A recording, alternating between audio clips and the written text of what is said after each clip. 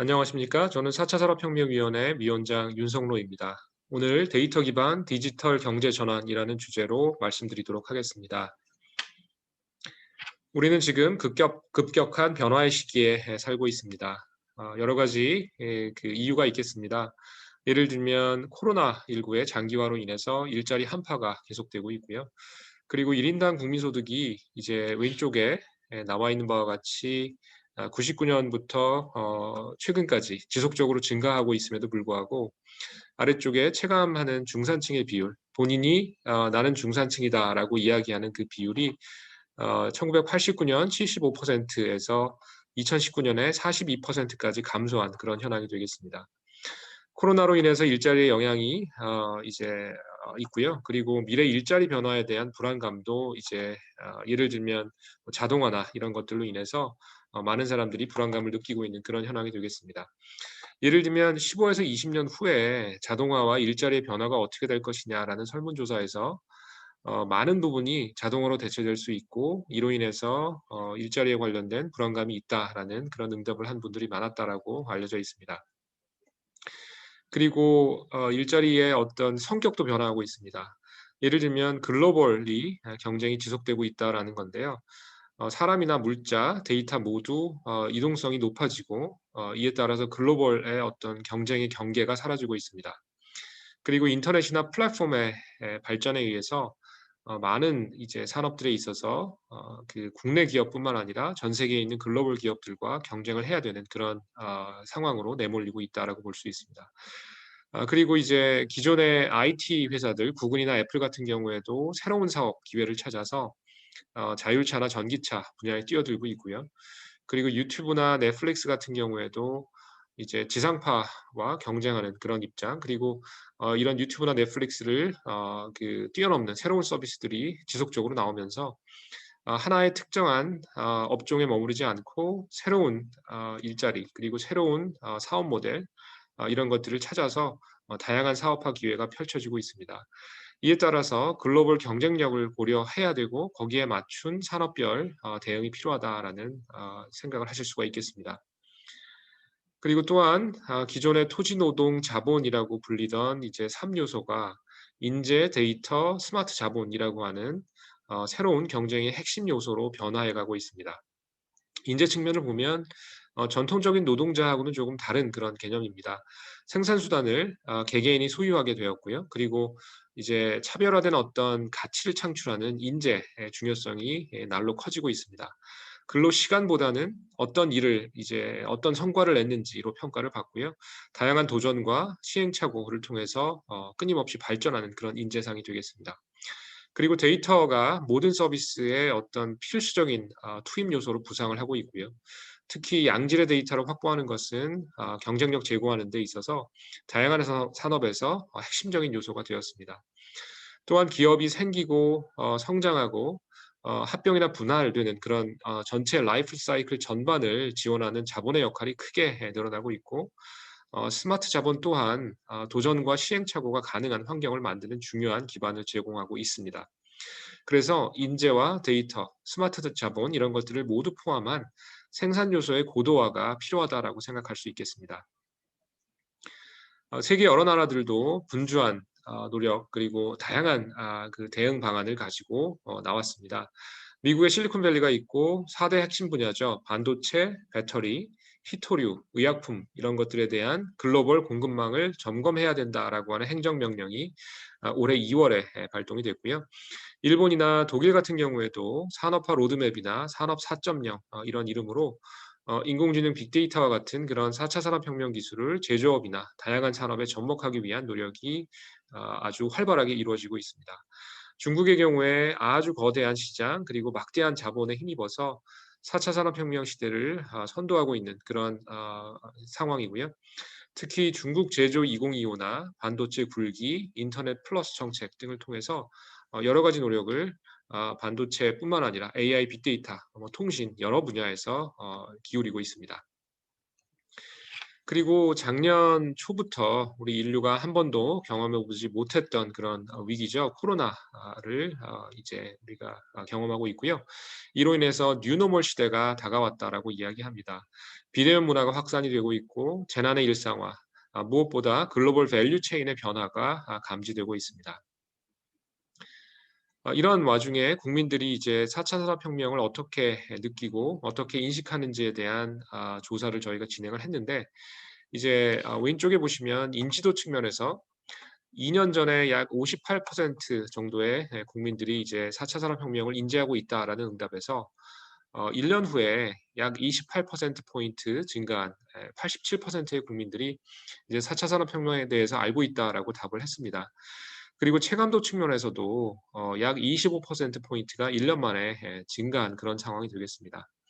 그리고 4차 산업혁명이라고 하면 이제 아무래도 비대면 원격 기술 이런 것들에 힘입어서 여러 가지 일상생활에서 경험을 하셨을 것으로 보이고요.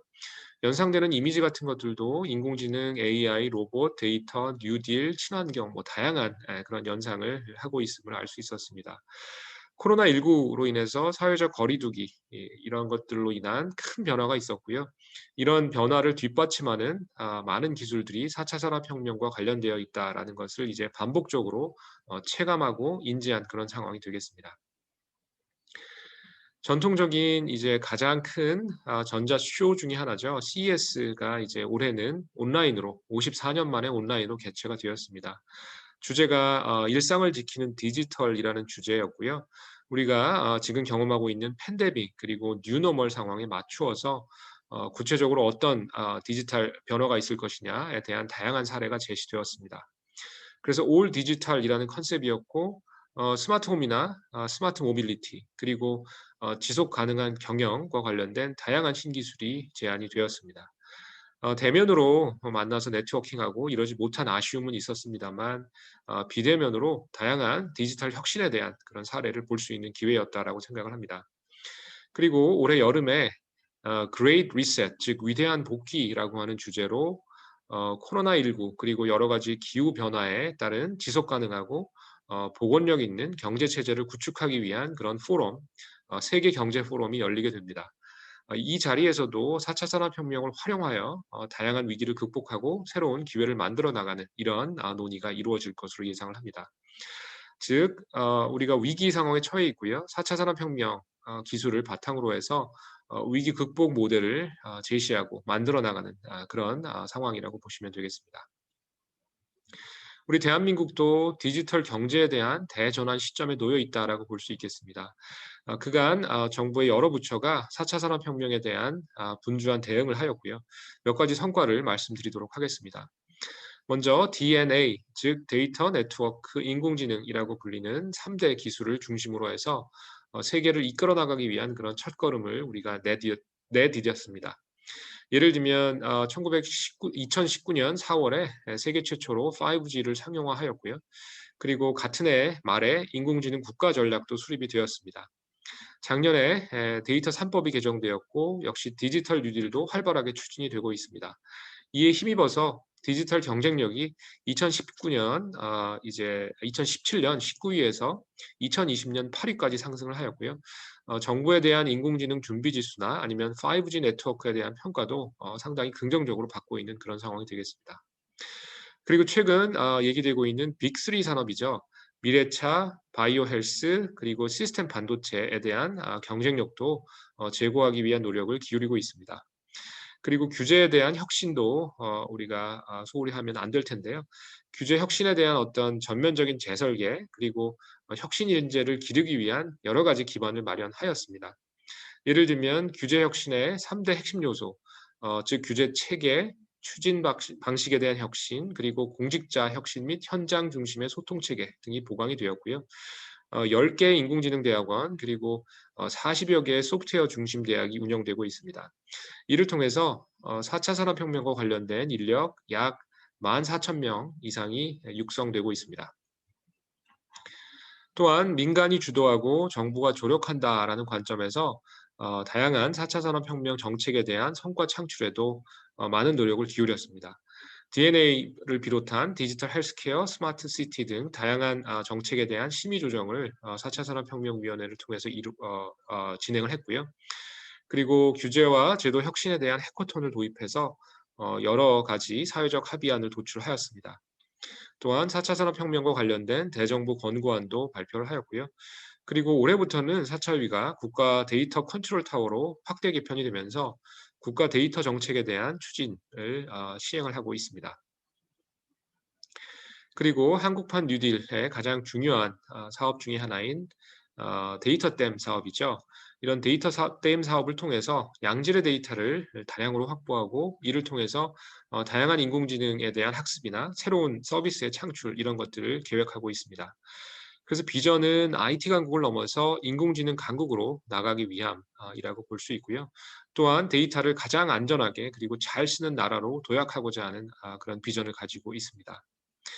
오른편에 나와 있듯이 구체적인 국민들이 체감할 수 있는 그런 성과를 모아서 데이터 119 프로젝트라고 하는 이름으로 진행을 하고 있습니다.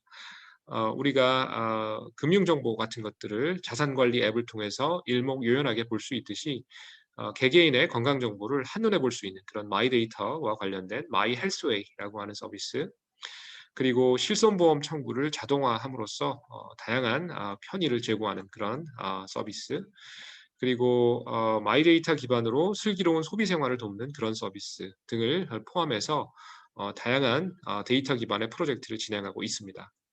이를 통해서 2030년까지 그 여러 가지 목표를 달성하고자 계획하고 있습니다. DNA라고 세 가지 이제 중요 기술의 꼭지를 말씀드렸는데요. 데이터, 네트워크, AI가 되겠고요. 하나씩 말씀드려 보도록 하겠습니다. 여기 오른쪽에 보시면 글로벌 시가총액 1위에서 10위까지의 기업을 열거하였는데요. 애플이나 마이크로소프트, 아마존 뭐 이런 굵직한 글로벌 기업들이 모두 포함이 되어 있습니다. 그리고 여기서 우리가 볼 수 있는 공통점은 이런 글로벌 선도 기업들 대부분이 데이터 기반의 플랫폼 기업으로 빠르게 전환하고 있다라는 것입니다. 그래서 글로벌 상위 기업들의 대부분이 ICT 기술, 4차 산업혁명 기술을 이용해서 데이터 기반의 플랫폼 비즈니스로 전환하고 있는 그런 양상이 되고요. 이를 바탕으로 해서 이런 글로벌 기업들의 시장 장악력은 더욱 세질 것으로 그렇게 예측이 됩니다. 그래서 이런 데이터 기반의 디지털 경제 전환이라는 것은 매우 중요한 회복과 도약의 전환점이 되겠고요. 역시 새로운 기회로 작용이 될 것입니다. 우리가 데이터에 주목해야 되는 이유가 여러 가지가 있을 텐데요. 여기 오른쪽에 네 가지 이유를 한번 꼽아 봤습니다. 우선 데이터를 이용해서 여러 가지 그 절감을 우리가 할 수 있습니다. 기업, 정부, 개인의 비효율성을 줄일 수 있다라는 이야기가 되고요. 그리고 비즈니스에 대한 실패 가능성도 역시 마찬가지로 줄일 수가 있겠습니다. 그리고 재창출 개념입니다. 다양한 데이터를 융합한다고 하면 기존 영역을 탈피해서 새로운 비즈니스나 서비스를 만들어낼 수 있을 것입니다. 그리고 세 번째는 resolve, 즉 문제 해결에 대한 그 내용이 되겠습니다. 데이터를 분석하고 모니터링하고 추적, 예측 이런 걸 이제 할 수 있다라고 하면 효과적으로 빠르게 새로운 문제를 풀 수 있을 것으로 생각을 할 수 있습니다. 그리고 마지막으로 리폼 또는 개혁, 혁신이 되겠는데요. 데이터를 잘 활용할 수 있다라고 하면 기존 일하는 방식이나 비즈니스의 절차 이런 것들을 개혁할 수 있을 것입니다. 그래서 데이터는 디지털 경제의 새로운 핵심 자산으로 떠오르고 있고 특히 코로나로 인해서 촉발된 이제 다양한 위기가 있을 텐데요. 이런 것들을 극복하는 데 있어서 데이터가 큰 힘이 될 수 있을 것입니다. 사실 우리나라는 오랜 기간 데이터와 관련된 정책을 펴왔습니다. 예를 들면 1987년부터 우리는 데이터의 어떤 기본적인 그런 인프라를 구축하기 위한 그런 사업을 벌여왔고요. 행정 전산망 사업, 국가 DB 구축 사업, 전자정부 사업 등이 그 좋은 사례가 되겠습니다. 그리고 2010년부터 어떤 데이터 산업의 태동기를 우리는 목격을 했고요. 공공 데이터 개방이나 빅데이터 산업 육성을 통해서 새로운 데이터 산업이 태어날 수 있도록 그렇게 많은 노력을 기울여 왔습니다. 그리고 2017년부터 해서 데이터 산업의 발전기라고 볼 수 있을 것입니다. AI나 데이터에 대한 정책, 그리고 최근 들어 시작된 디지털 뉴딜, 데이터 댐 이런 사업을 통해서 다양한 데이터 산업을 발전시켜야 할 것입니다. 그간의 데이터와 관련된 그리고 데이터 정책과 관련된 성과를 몇 가지 소개해 드려 보겠습니다. 중요한 성과는 이제 대규모 데이터의 축적 그리고 개방이 있었고요. 공공 데이터 개방의 어떤 그 양상을 보시면 2018년부터 최근까지 지속적으로 증가하고 있음을 아실 수 있습니다. 그리고 두 번째는 데이터 기반의 혁신 서비스가 계속 창출이 되고 있습니다. 다양한 사례가 있겠지만 예를 들면 코로나를 극복하기 위해서 데이터 기반의 역학조사 지원 시스템을 갖추었습니다. 이를 통해서 기존에 거의 뭐 8시간 이상 걸렸던 그런 확진자 동선에 대한 확인을 이제 10분 정도로 단축할 수 있었습니다. 그리고 신산업, 새로운 이제 데이터나 인공지능 기반으로 한 새로운 산업들이 속속 등장하고 있고요. 많은 성장을 보이고 있습니다. 그래서 데이터를 가장 안전하고 잘 쓰는 그런 대한민국으로 우리는 한 걸음 한 걸음 나아가고 있고요. 아까 잠깐 언급드렸던 대한민국 119 프로젝트라는 그런 구체적인 프로젝트도 진행을 하고 있습니다. 119 프로젝트에 보면 크게 두 가지 그 카테고리로 나누어서 생각을 할 수 있겠습니다. 먼저 11가지의 실천 과제, 그리고 두 번째로는 9개의 서비스라고 볼 수 있고요. 11개의 실천 과제는 민간 중심의 생태계 혁신과 관련된 4가지의 실천 과제, 그리고 종합적인 데이터 정책 체계를 확립하기 위한 나머지 과제, 이렇게 볼 수 있겠습니다. 그리고 특별히 이제 현안 과제로서 코로나19와 관련된 그 코로나19 전, 그리고 코로나19 팬데믹 상황, 그리고 코로나19 종식 후 이렇게 나누어서 이제 관련된 데이터를 모으는 코로나19 타임캡슐 프로젝트. 그리고 여름이면 이제 수해로 많은 분들이 고통을 겪는데요. 이런 것들을 조금 완화시켜 주기 위한 물 관리에 대한 데이터 통합 체계 마련도 추진이 되고 있습니다. 그리고 국민이 체감할 수 있는 구체적인 9가지 서비스도 진행을 하고 있는데요. 의료, 생활, 복지, 그리고 핵심적인 기반, 이렇게 나누어서 9개의 국민 체감형 성과 창출을 위해서 서비스를 우리가 계획하고 있습니다. 네트워크 쪽으로 가보겠습니다. 한국은 잘 아시겠지만 세계 최초로 5G를 상용화한 그런 국가이고요. 이런 5G를 기반으로 해서 4차 산업혁명을 이끌고 다양한 기회를 만들어내기 위한 인프라 기술 측면에서도 주도권을 놓지 않고 있습니다. 초고속, 초저지연, 초연결 이런 특성을 가지는 5G는 기존 LTE 대비해서 훨씬 빠른 속도나 뭐 다양한 장점을 가지게 됩니다.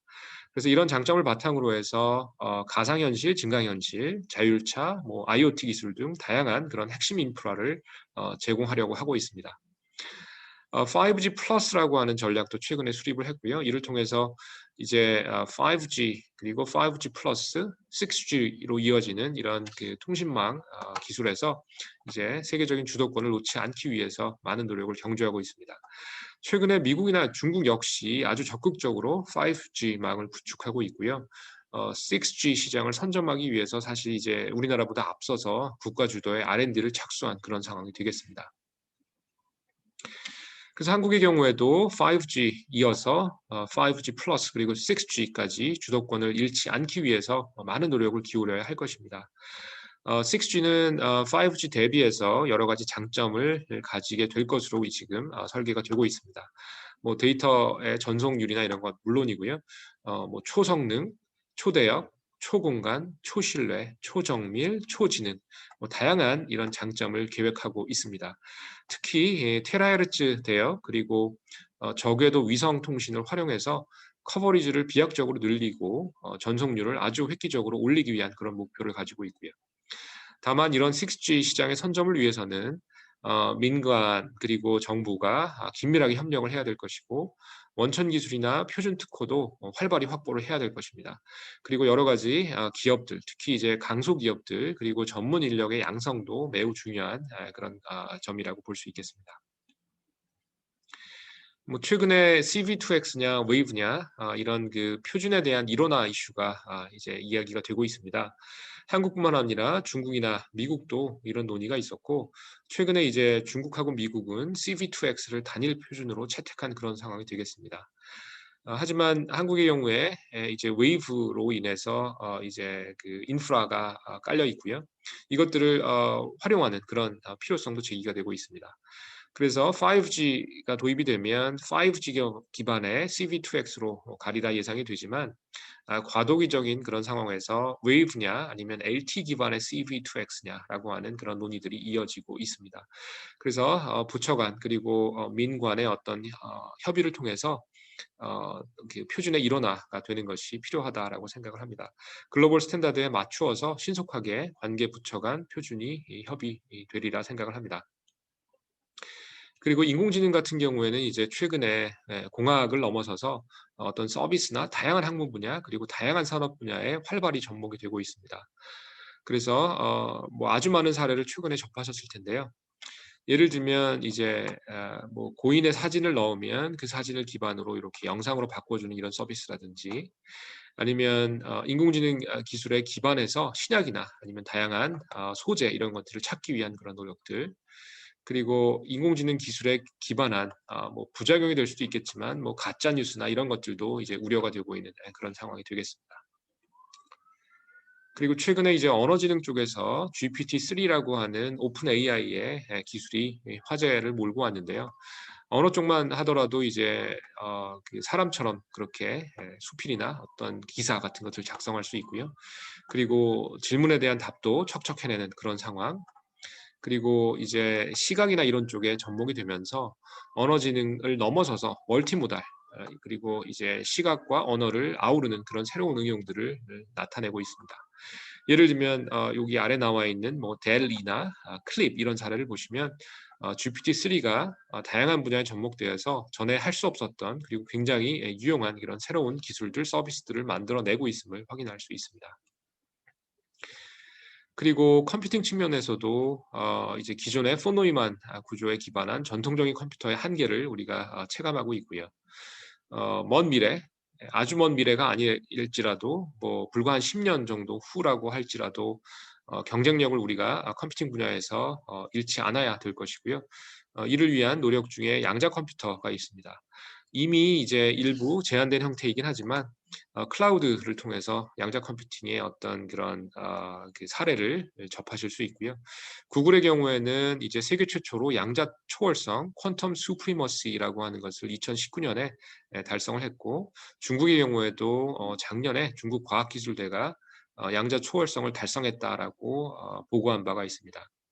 우리 정부도 양자 컴퓨팅과 관련된 여러 가지 핵심 기술을 확보하기 위해서 2023년까지 약 445억 정도를 투자할 그런 계획이 있습니다.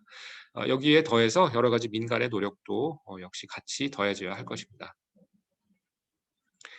자, 그래서 4차 산업혁명에 대한 어떤 그 국민의 체감이나 인식, 그리고 코로나19로 인해 촉발된 여러 가지 위기, 그리고 이런 것들을 극복하기 위한 4차 산업혁명 기반의 그 기술 이런 것들 말씀드렸고요. 또한 이제 4차 산업혁명위원회에서 이런 새로운 위기 상황을 극복하기 위한 신기술을 진흥하기 위한 여러 가지 노력들에 대해서 말씀을 드렸습니다. 남은 시간에는 제가 몇 가지 측면에서 제언을 조금 드려보고자 합니다. 먼저 중요한 인재 양성 방향에 대한 이야기가 되겠습니다. 한국이 초중고 그 입장에서 보면 굉장히 열심히 이제 하고 있습니다. 그래서 소위 말하는 오버 에듀케이션이 되고 있고요. 그럼에도 불구하고 대학교에 들어오게 되면 우리가 제대로 경쟁력 있는 국제 경쟁력을 갖춘 그런 인재를 기르고 있느냐라는 질문에 이제 아주 뾰족한 그리고 아주 명확한 그런 솔루션을 제시하지 못하고 있는 그런 상황이 됩니다. 예를 들면 해외 자료에 따르면 한국의 교육 경쟁력은 이제 27위에 지나지 않고요. 그리고 대학 내부도 보면 학과 간에 이제 어떤 그 융합적인 그 연합이 가능한 그런 상황임에도 불구하고 조금 분절적인 그런 형태를 가지고 있는 경우가 있습니다. 그리고 AI 분야에 국한하더라도 세계적인 이제 핵심 인재 중에 한국인의 비중은 굉장히 많지 않다라고 조사가 되어 있습니다. 그래서 장기적인 관점 그리고 교육은 백년지 대계이기 때문에 굉장히 세심하고 면밀한 그런 플래닝이 필요합니다.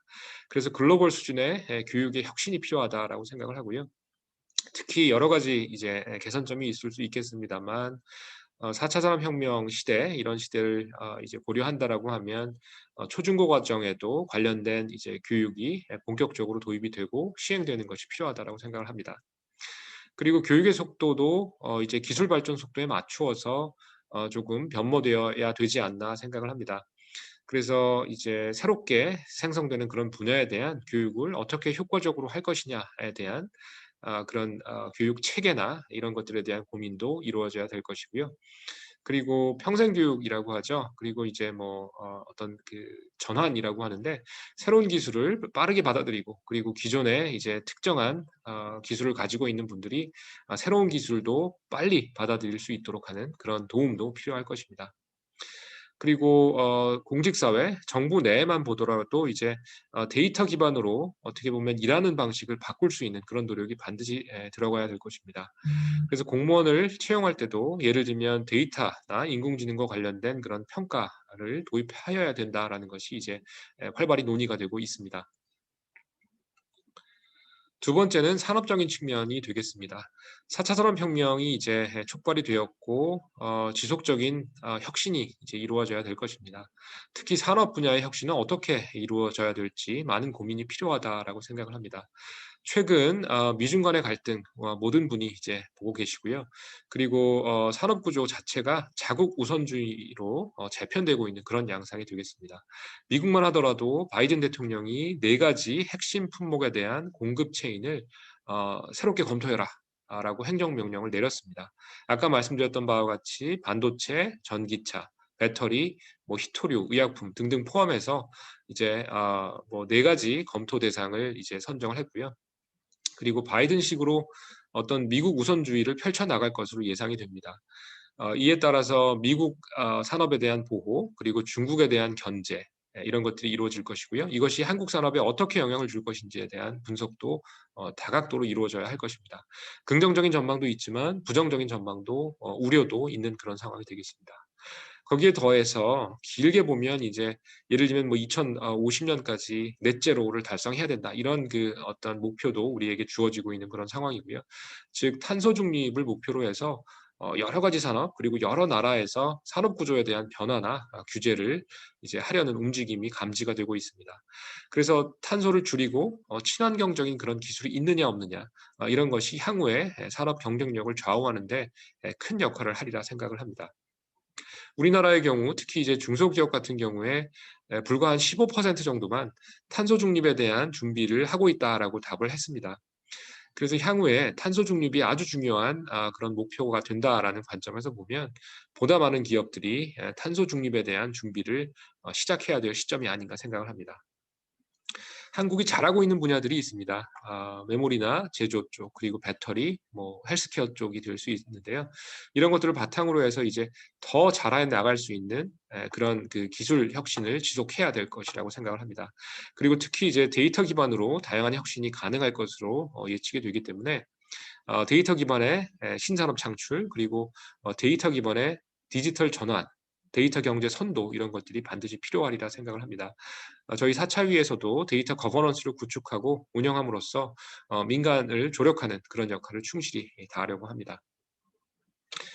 일자리에 대한 두려움이 이제 막연하게 있는 것이 사실인 것 같습니다. AI나 로봇이 파급이 되게 되면 개개인의 일자리에 영향을 받는 것이 아니냐라고 하는 우려를 이제 하고 있고요. 반면에 최근에 OECD 같은 그 기관에서 펴낸 보고서를 보면 AI가 일자리에 영향을 주는 것은 분명하나 생각보다는 이제 AI에 의해서 줄어드는 일자리의 숫자나 아니면 AI에 의해서 영향을 받는 임금 수준이나 이런 것은 생각보다는 심각하지 않다. 뭐 이런 보고서도 있습니다. 물론 뭐 반대로 고용 감소가 초래될 것이고 우리는 반드시 대비해야 된다. 이런 보고서도 당연히 이제 있는 상황이고요. 그래서 일자리가 어떻게 대체될 것인지 우리의 그 일하는 모습이나 아니면 일하는 방식 같은 것이 어떻게 바뀌어야 될 것이냐 많은 고려가 필요합니다. 그리고 거기에 더해서 이제 한국 같은 경우에는 저출산 고령화 문제가 있습니다. 아주 급격하게 고령화 시대로 가고 있는데요. 그래서 OECD가 한국에 권고한 그런 내용을 보면 그 일할 수 있는 그런 연령대의 노동 인구가 줄어들고 있으니 그것을 AI로 대체하고 보조하면 어떻겠느냐 그런 권고를 이제 하기도 하였습니다. 그래서 부족한 일자리나 아니면 줄어드는 그런 노동력에 대한 것을 AI나 빅데이터나 디지털화를 통해서 극복하면 어떨까라고 하는 그런 고려도 반드시 이루어져야 될 것이라고 생각을 합니다. 자, 그래서 오늘 짧은 시간이었지만 제가 준비한 내용은 여기까지이고요. 경청해 주셔서 대단히 감사합니다. 그리고 정보통신의 날 다시 한번 축하드립니다. 감사합니다.